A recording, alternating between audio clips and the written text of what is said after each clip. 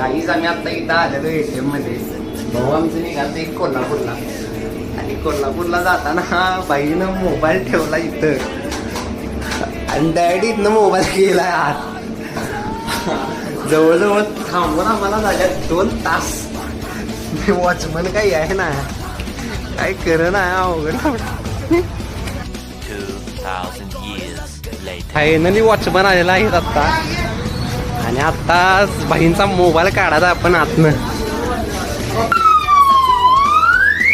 हे काय वाजलं बंद केले फायनली.